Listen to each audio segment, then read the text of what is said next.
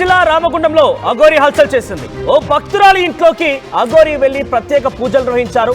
అయితే విషయం తెలిసిన ఇతర స్థానికులందరూ కూడా భారీగా అక్కడికి చేరుకున్నారు.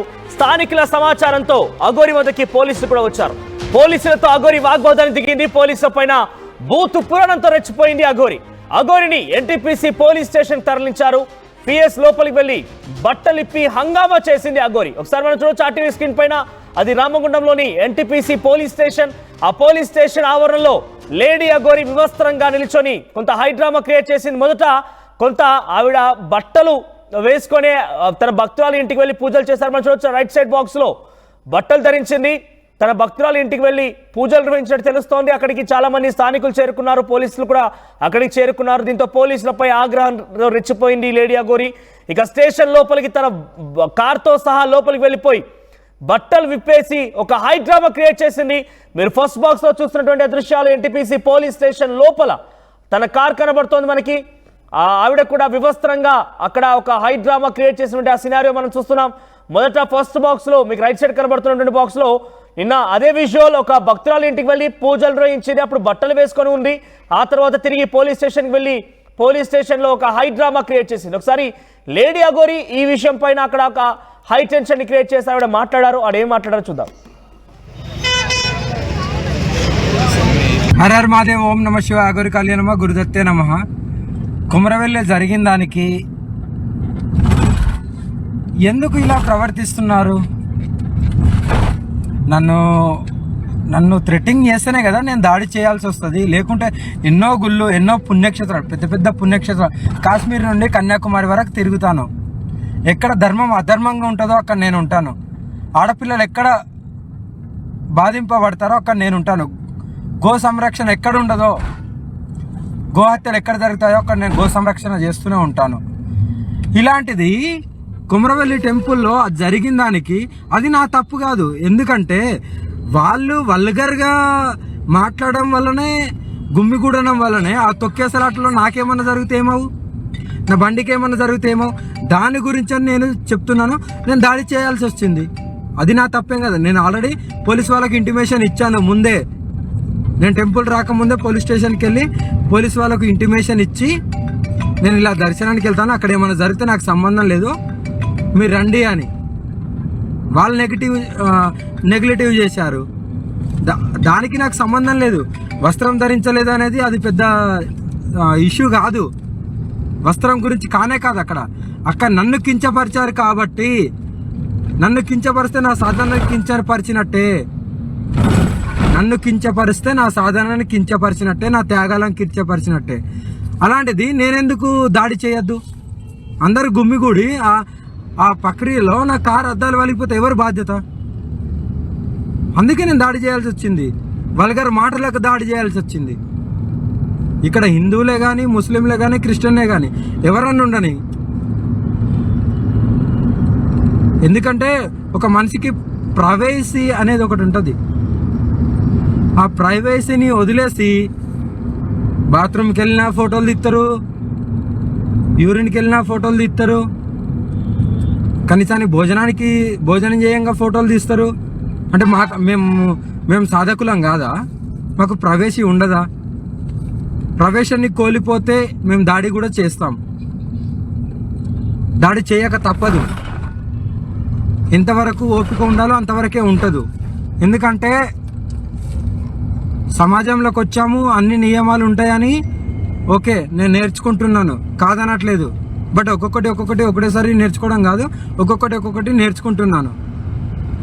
ఏ టెంపుల్కి వెళ్ళినా గుడ్డ కట్టుకొని వెళ్తాను. ఆల్రెడీ మీరు కావాలంటే ఎంక్వైరీ చేసుకోవచ్చు. నేను పోలీస్ స్టేషన్కు ఫిర్యాదు చేసే నేను వచ్చాను.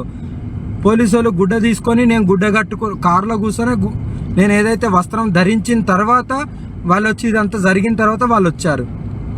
ఇక్కడ నాదేం తప్పులేదు. ఆ దాడికి కూడా కరెక్టే. ఆ దాడి కూడా నా సేఫ్టీ నా ముఖ్యం అంతే.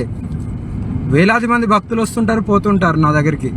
ఎవరి మీద దాడి చేయండి, వీళ్ళ మీద ఎందుకు చేశా అంటే అక్కడ వల్గర్గా మాట్లాడడం, విజిల్లు వేయడం, అసభ్యకరంగా ప్రవర్తించితేనే కదా యూత్ పిల్లలు దాడి చేయాల్సి వచ్చింది. లేకుంటే ఎందుకు దాడి చేస్తాం? మాకేమన్నా అదా? మా దగ్గర అన్నీ ఉంటాయి. శస్త్రం ఉంటుంది, అస్త్రం ఉంటుంది, అన్నీ ఉంటాయి. దేంతోనైనా దాడి చేయొచ్చు మేము.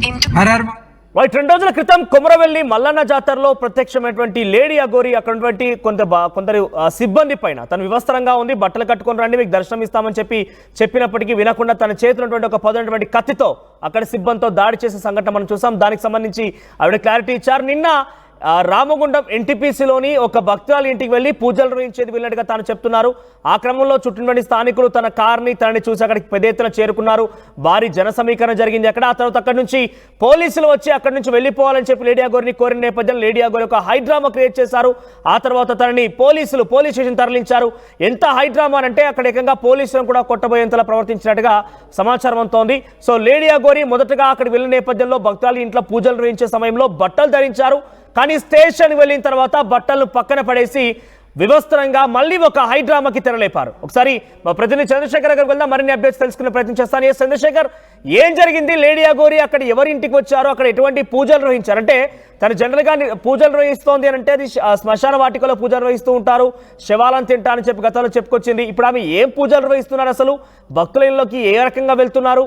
ఆ పూజ ఎటువంటి పూజ? ముఖ్యంగా స్థానికులు ఏం చెప్తున్నారు?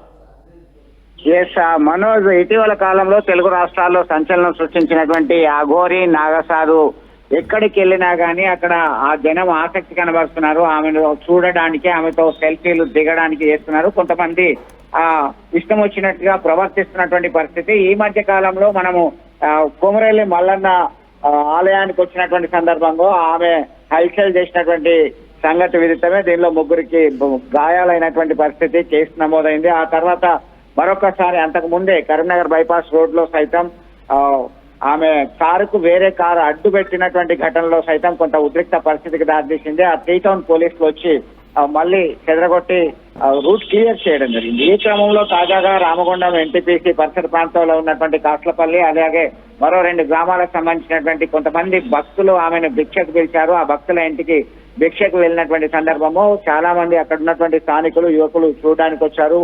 అయితే ఈ క్రమంలో తాను ఎవరింటికైతే వెళ్ళాను అంటే నిన్న ఒకటి గుర్తుపెట్టుకోవాల్సినటువంటి విషయం ఏంటంటే అఘోరి సాధారణంగానే అందరు చూస్తుండగానే శ్మశాన వాటికి వెళ్ళడము, అక్కడ పూజలు చేయడం అనేది చాలా సర్వసాధారణంగా వాళ్ళు భావిస్తారు.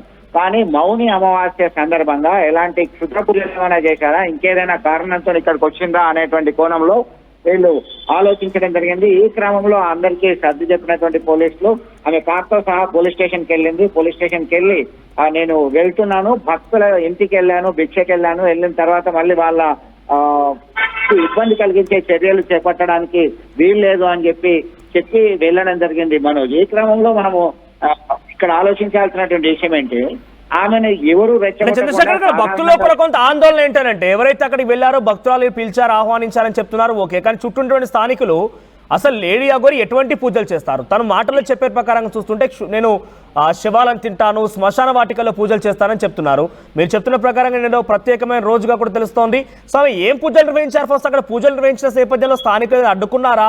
ఆవిడని చూడడానికి వచ్చారా? సెల్ఫీలు దిగడం కోసం వచ్చారా? అసలు ఏం జరిగింది అక్కడ? ఎటువంటి సినారియో నిన్న జరిగినటువంటి సిచ్యువేషన్ ఉంది? మీరు అన్నట్టుగా అక్కడికి వెళ్ళిన తర్వాత కేవలం అక్కడ వాళ్ళ ఇంట్లో భిక్ష చేసి ఆశీర్వచనం చేసి వెళ్ళడానికి మాత్రమే వచ్చాను, ఇక్కడ ఎలాంటి పూజలు లేవు అని చెప్పి లేడీ అఘోరి సైతం స్పష్టం చేయడం జరిగింది, మాట్లాడడం జరిగింది. ఆర్టీవీతో ఆమె ప్రత్యేకంగా ఫోన్ లో మాట్లాడడం జరిగింది. అలాగే పోలీసులు సైతం వివరించడం జరిగింది ఆమె ఇబ్బంది కలగకుండా. ఎందుకంటే ఈ మధ్య కాలంలో చాలా మంది ఆసక్తి కనబరుస్తున్నారు, ఆందోళన వ్యక్తం చేస్తున్నారు. అఘోరి ఎక్కడ ఉంటే అక్కడ ఎలాంటి ఘటన జరుగుతుందా అనేటువంటి కోణంలోనే అందరూ ఆలోచించాల్సినటువంటి పరిస్థితి. కాబట్టి ఈ క్రమంలోనే తాను వచ్చిన తర్వాత ఎలాంటి అవాంఛనీయ ఘటనలు జరగకుండా ఉండడానికి మాత్రమే తాము ఎవరింటికైతే వెళ్ళామో వారి ఇంట్లో భిక్ష చేయడానికి, ఆశీర్వచనం ఇవ్వడానికి మాత్రమే వచ్చానని ఆమె స్పష్టం చేయడం జరిగింది. దీని తర్వాత ఆమె మళ్ళీ వెళ్ళింది హన్మకొండ పరిసర ప్రాంతాలకు వెళ్తున్నట్టుగా మనకున్నటువంటి సమాచారం. మనోజ్, పోలీసులు ఏం చెప్తున్నారు? పోలీసుల పైన కూడా కొంత వాగ్వాదం దిగింది, పోలీసులతో కూడా కొంత పరుషంగా మాట్లాడింది, పరజాలం ఉపయోగించింది, స్టేషన్లో కూడా ఒక హైడ్రామా క్రియేట్ చేసింది, వివస్త్రంగా ఒక హైటెన్షన్ క్రియేట్ చేసింది. సో ఈ నేపథ్యంలో పోలీసులతో వాగ్వాదం విషయంలో పోలీసులు ఏం చెప్తున్నారు?